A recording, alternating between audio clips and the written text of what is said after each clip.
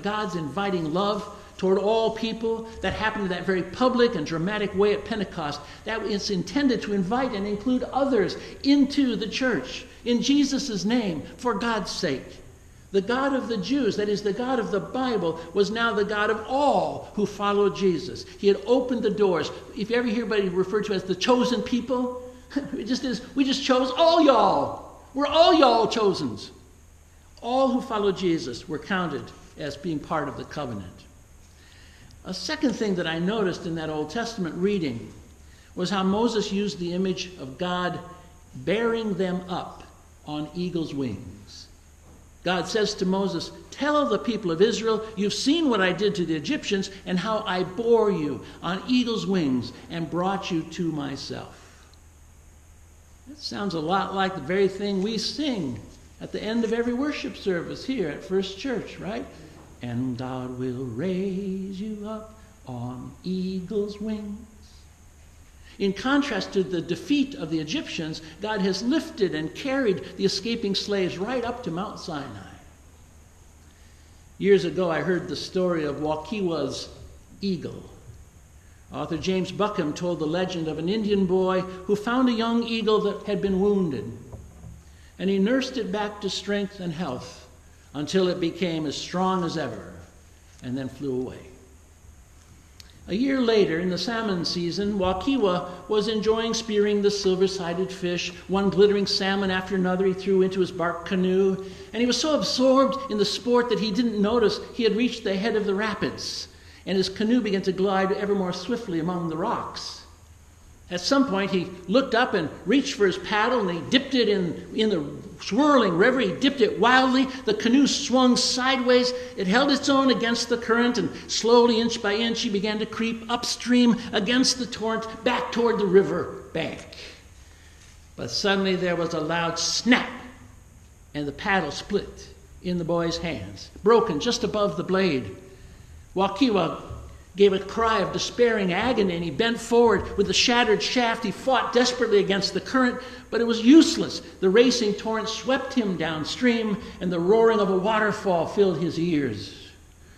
But suddenly, a shadow fell across the canoe. Wakiwa lifted his eyes and saw a great eagle hovering above, with legs dangling overhead, spread wings that blotted out the sun. The eyes of the Indian boy and the eyes of the eagle met. And with a glad cry, Wakiwa stood up in his canoe, and the eagle hovered lower. And as the canoe tossed about on the swelling wave, which poured over the cataract's edge, the boy lifted his hands and caught the legs of the eagle. And the next moment, he looked down into the awful gulf of raging water. The canoe was snatched from beneath him, plunged down the waterfall, but he and the struggling eagle were floating forward and outward and downward through the cloud of mist. The spray beat and blinded them. The air rushed upward as they fell, but the eagle struggled on with his heavy burden. He fought his way out of the mist and the flying spray. His great wings thrashed at the air as they sank down and down, the boy and the eagle, but always a little farther from the precipice of water and that roiling whirlpool below. And then with a fluttering plunge, the eagle dropped down on a sandbar beyond the whirlpool.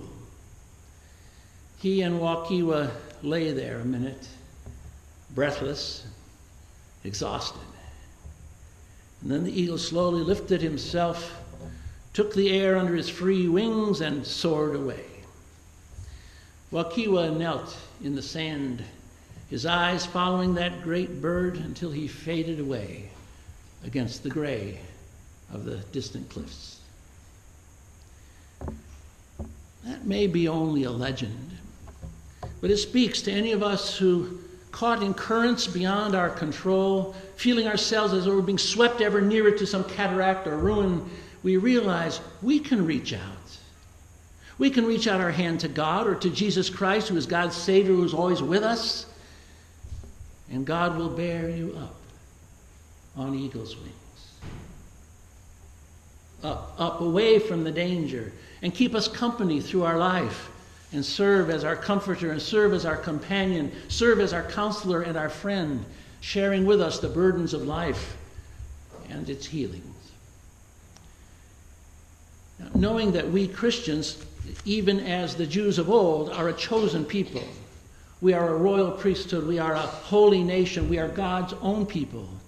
St. Peter advises us then to put away all malice and all guile, all insincerity, and envy and slander, for we've tasted the kindness of the Lord, and it's a taste that we crave like pure milk. When Peter speaks about pure spiritual milk, he's imagining us Christians like newborn babies, longing for, desiring milk. Again, my Wycliffe commentary says the Greek word suggests a voracious, hungry impatience of a baby at mealtime. Right? They cry for it. They bellow loudly until somebody brings them in the bottle, right? Feed me, feed me. Peter urges us, cultivate a healthy appetite for the good news, the gospel that was preached to us. The word of the Lord abides forever, he says, 1 Peter chapter 1. The word should be simple and unadulterated, sincere and elementary as mother's milk, for we've tasted the kindness of the Lord. Well, Peter says in his letter, the reason we've been included in the covenant, the reason that we've been given the good news, the gospel of God, the reason we've been made into living stones by which the church itself is built up, is so that you may declare the wonderful deeds of him who called you out of darkness into his marvelous light. Well, we've been called. We've been called out. We've been called to declare the wonderful deeds of Jesus and the mighty works of God. Let's not let the other 24 churches around us define for Alpena what it means to be Christian. We have a distinctive voice. We have a unique story and history as a congregation. And our members have been and still are a big influence in this town. So I just say, don't hide your light. Be bold. Be you. Be the church. And may God bless you as you do so. Amen.